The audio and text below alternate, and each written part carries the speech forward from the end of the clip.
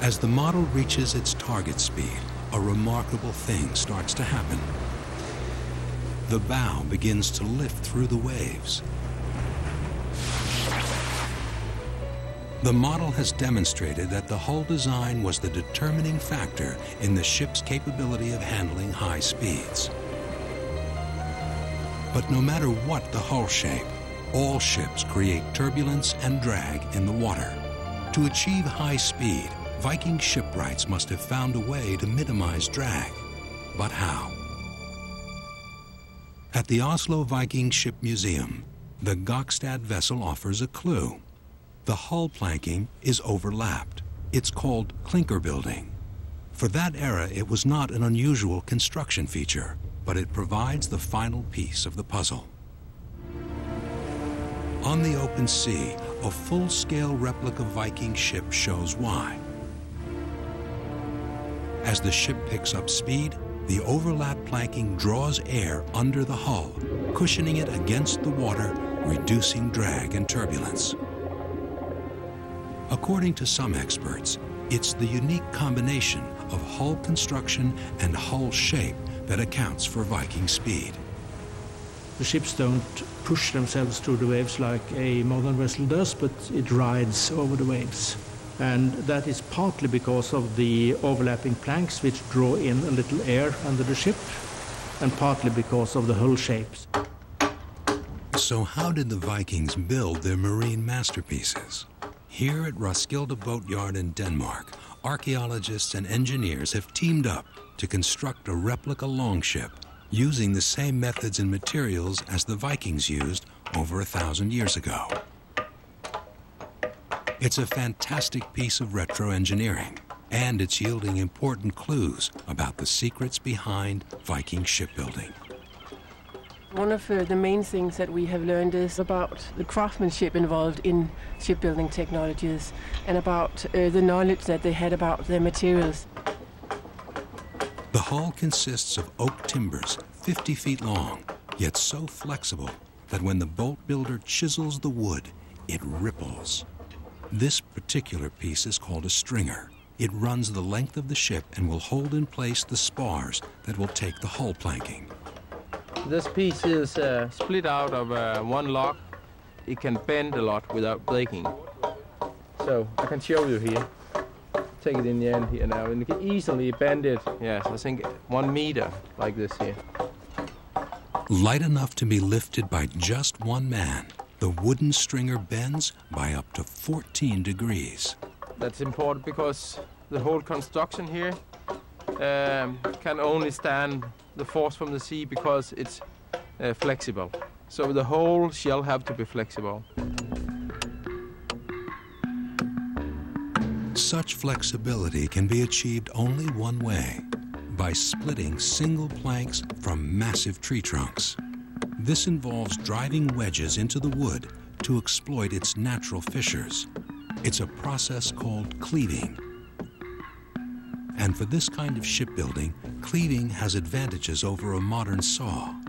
Sawing cuts across the grain.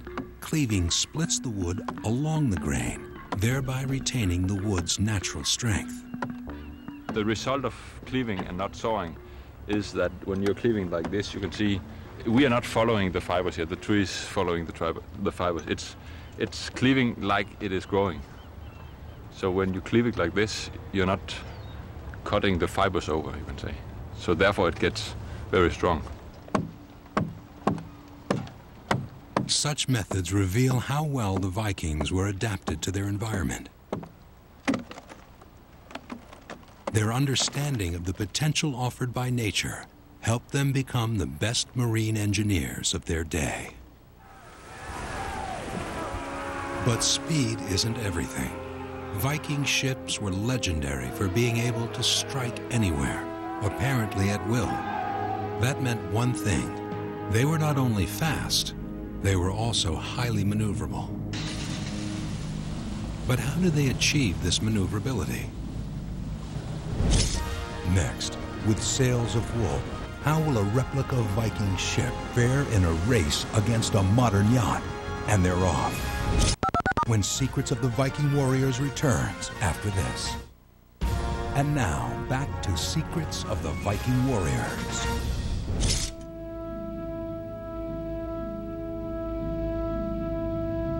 These mysterious stone tablets are over 1,000 years old, found on the Swedish island of Gotland in the middle of the Baltic Sea. They provide the only contemporary illustration of Viking ships under sail. One thing that is very important with this picture stone is that they give us archaeologists a very good picture of the Vikings, because you don't see them anywhere else in the world how the ship looked like. The sails are square. The cross-hatching effect is created by what appears to be a complex form of rigging. The men holding ropes suggest that the ship could be steered. You see every man sitting and holding a rope and steering the sail with that one, so the ship could actually cross towards the wind rather easily. This means the Vikings could tack their sails into the wind and steer in almost any direction. The exact way in which the Vikings rigged their ships remains a mystery, because no complete set of rigging has survived. But what has survived is this, a fragment of sailcloth. It's identifiable by the eyelet that would have once held a rope. What's remarkable, however, is what it's made of. Modern sails tend to be made of plastic or canvas. In the Middle Ages, linen was often used. But as the fragment reveals, the Vikings made sails out of something different, wool. The question is, why? Amy Lightfoot is an expert in ancient textiles and runs a cloth-making workshop that uses traditional Scandinavian methods. She and her team have so far made sailcloth for 3 replica longships. Yeah, well, here you have it. It's one of our woolen sails, one of 3 larger projects we've done in the past few years. It's a really big sail, which you can't see just here, but it's a sail designed for an ocean-going vessel. And as you can imagine, it's taken an awful lot of work to produce. Contrary to what one might think, wool gave Viking sails a distinct advantage. The big advantage of wool is that you can actually sail higher up into the wind because of the elasticity of wool, which is very, very different from elasticity of other types of fiber. It has an enormous capacity to return the shape. It can be blown out, but it returns back to its original shape. The Vikings used wool from a particular breed of primitive sheep. These are Spelsau sheep.